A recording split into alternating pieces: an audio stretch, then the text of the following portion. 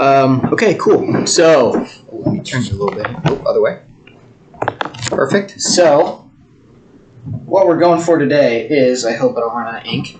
What I'm going to do is write all of my derivation and stuff over here on the left side in black, and then eventually I'm going to have a couple equations that I'm going to save over here in blue. And what we're going to do today is derive the pressure-temperature relationship as we change position in the air. So what we want to do is, using the equation, or the basic equation of statics, we're going to write that a change in pressure in relation to change in position is equal to the density times acceleration due to gravity. So then, with the ideal gas law, which is pressure times volume is equal to the moles of gas times universal gas constant times temperature, using this, we can say that,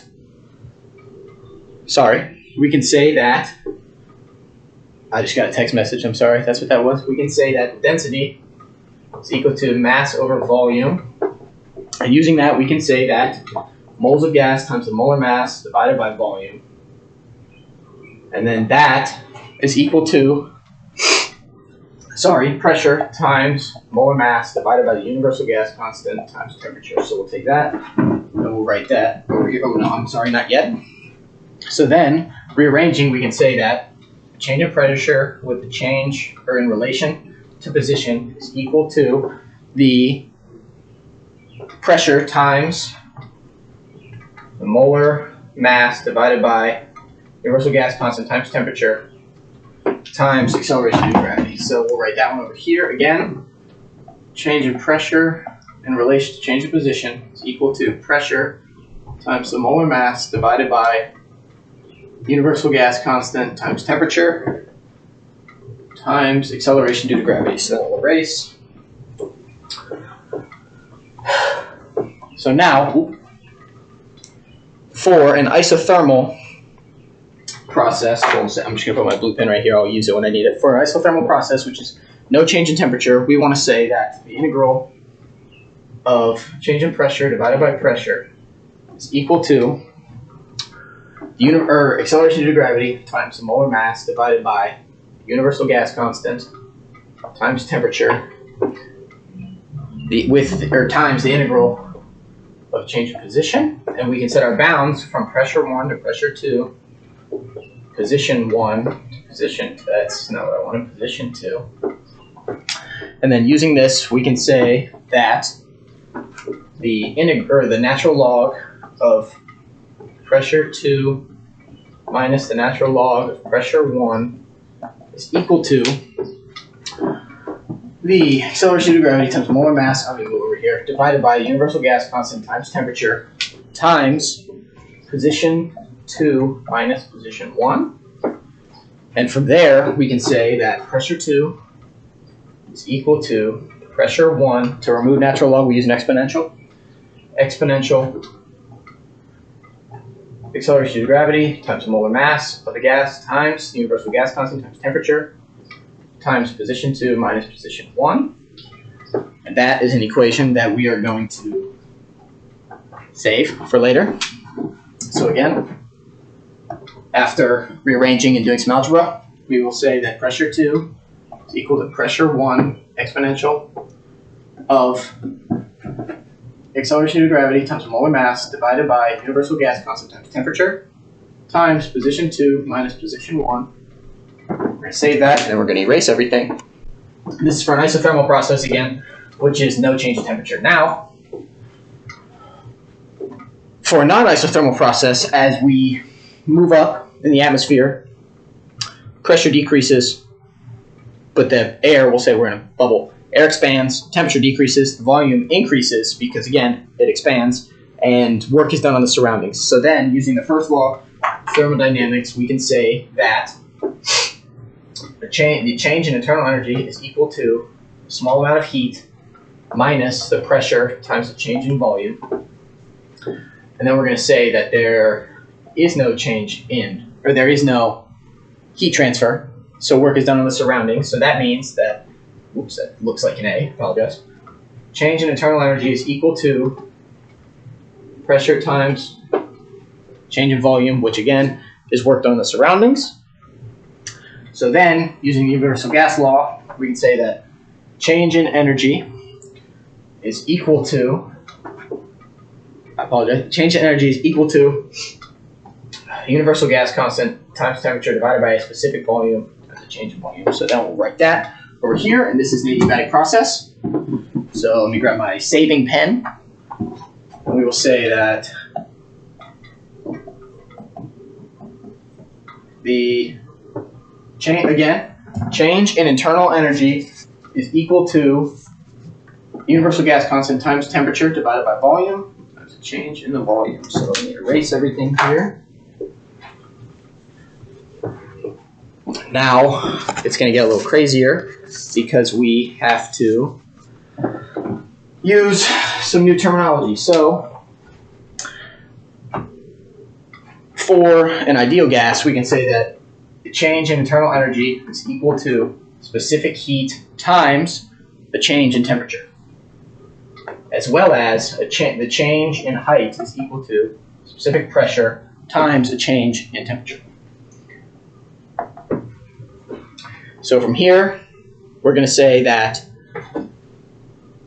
specific heat times change in temperature is equal to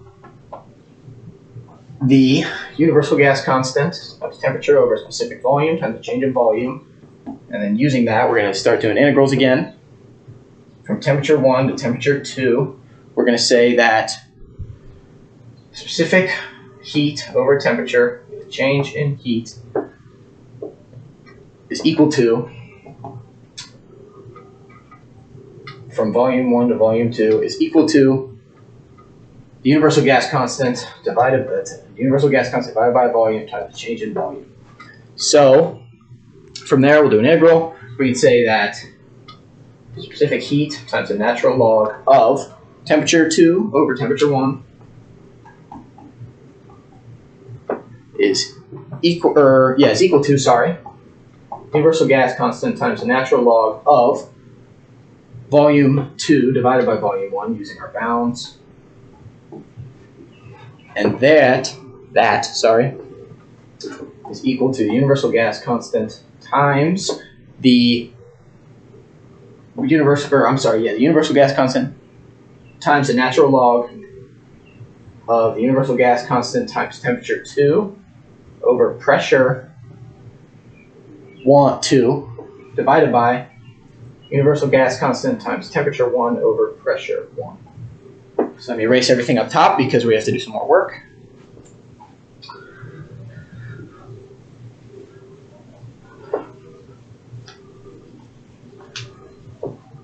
And so that is going to be rearranged. And what we're going to do is we're going to say that the specific heat times the natural log of temperature 2 divided by temperature 1 is equal to the universal gas constant times the natural log of temperature 2 divided by pressure 2 times pressure 1 over temperature 1. And now we're going to say that, the natural log of temperature 2 divided by temperature 1 is equal to this quantity, temperature 2. Oh my goodness, I forgot a natural log. There should be a natural log in here. Sorry. I'll just write it right here. So, natural log of temperature 2 divided by pressure 2, pressure 1 divided by temperature 1, times the universal gas constant divided by specific heat. So then, to get rid of natural log, again, we make it into an exponential. We have temperature 2 divided by temperature 1 is equal to this raised to this. It's equal to temperature 2 divided by pressure 2 times pressure 1 divided by temperature 1 raised to the universal gas constant divided by the specific heat. So then we're going to say that temperature 2 divided by temperature 1 is equal to, raised to the 1 plus specific, or universal gas constant times specific heat is equal to the pressure, second pressure point, divided by the first pressure point, raised to the universal gas constant times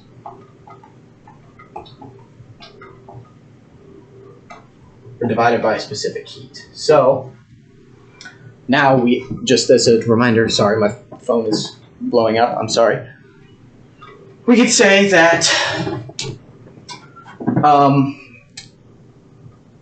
we can say that the specific pressure, let me write this, let me grab a different marker here. It's green, okay, let's see. No, it is not. I'll just write it over here. So that way we have it. Specific pressure is equal to specific heat plus the universal gas constant, and K is equal to the specific pressure divided, let me erase that. Specific pressure divided by specific heat. So, using that, we can say that the temperature 2 divided by temperature 1 is equal to specific pressure divided by specific heat, which is equal to pressure 2 divided by pressure 1 raised to the specific pressure divided by specific heat minus 1. Okay, let's erase that and erase this. And we're going to erase all of this because we're going to need the space on top. So then from here we can say that the temperature 2, because of what we just had over here, let's take it back up top. We can say that temperature 2 divided by temperature 1, okay, is equal to pressure 2 divided by pressure 1 raised to the K minus 1. Again, using that specific heat divided, or specific pressure divided by specific heat is equal to K. So now that we have that, I'll erase this. And going from there, we can say that temperature 2 is equal to temperature 1 times the quantity pressure 2 divided by pressure 1 raised to the K over K minus 1, or K minus 1 over K, sorry. So that is an equation that we're going to add over to the list of things that we're going to need. Temperature 2 is equal to temperature 1 times the quantity of pressure 2 divided by pressure 1, K minus 1. Okay. So now remember that we said that change in pressure divided by, or I'm sorry, change in pressure in relation to change in position is equal to the pressure times a molar weight divided by a universal gas constant times temperature times the acceleration due to gravity. So now it's time for more algebra. So what we're going to do is we're going to say that the integral from position 1 to position 2 of temperature divided by pressure with a change in pressure is equal to the universal gas, or I'm sorry, is equal to the molar mass, or the integral, sorry, from position 1 to position 2 of the molar mass times the acceleration due to gravity divided by the universal gas constant with a change in position. Excuse me.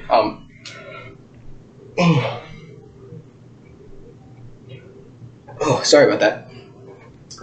So then we can say that the integral from position, or I'm sorry, the integral of temperature 1 divided by pressure times pressure 2 over pressure 1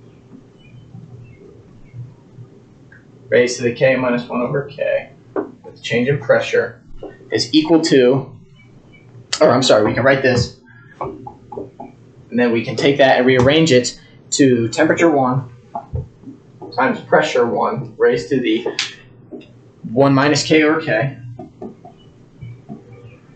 And that is equal to, or that is times the integral from pressure 1 to pressure 2. That, is that visible? Okay. Pressure 1 times pressure 2 times pressure to the K minus 1 over K change in pressure. So let me erase this stuff up top. So then, from there, we can say that we're just going to complete this integral, so I'm going to erase this part. So we're going to complete that. So we're going to say that temperature 1 times pressure 1 times the quantity of raised to the 1 minus K over K times the quantity of K minus, or K divided by K minus 1 times pressure raised to the K minus 1 over K. Oh, my towel. From pressure 1 to pressure 2. Let me pick this up. Erase this so we have more writing room. We can go from there and say that this quantity is equal to the molar mass times the acceleration due to gravity from position 1 or 2 minus position 1, change of position, divided by the universal gas constant. So then, from here, we can say that pressure 2 raised to the K minus 1 minus pressure 1 to the K minus 1 over K is equal to K minus 1 over K times the quantity, molar mass, times the acceleration due to gravity, position 2 minus position 1, divided by the universal gas constant, times pressure 1 times K minus 1 over K. So from here, we can say, now we can set pressure 2 equal to something. So we can say that pressure 2 is equal to pressure 1 times the quantity, 1 minus K minus 1 over K, times the quantity of this molar mass times acceleration due to gravity, position 2 minus position 1, divided by universal gas constant. All of this raised to the K over K minus 1. So that is going to get saved. Let me grab my blue pen here. Let's see if I can explain it again. Pressure 2 is equal to pressure 1 times the quantity K, 1 minus K minus 1 over K times the quantity, molar mass, times acceleration due to gravity, position 2 minus position 1, divided by universal gas constant, times, for that quantity raised to the, oh goodness, I'm running out of whiteboard, K over K minus 1. Sorry about that. So now that we have these two equations, which I will circle here. Now that we have these two equations, we can say, doing a little bit more algebra, we can say that with this equation we had temperature 2 is equal to temperature 1 times pressure 2 divided by pressure 1 times quantity K minus 1 over K. We can say that temperature 2 is equal to the temperature 1 times the quantity of 1 minus K minus 1 over K times the quantity, molar mass times acceleration due to gravity, times position 2 minus position 1 divided by the universal gas constant divided by temperature, or divided by the universal gas constant, sorry, is equal to nothing. This is it. This is the derived temperature-pressure relationship as we move up in the atmosphere in relation to a change of position.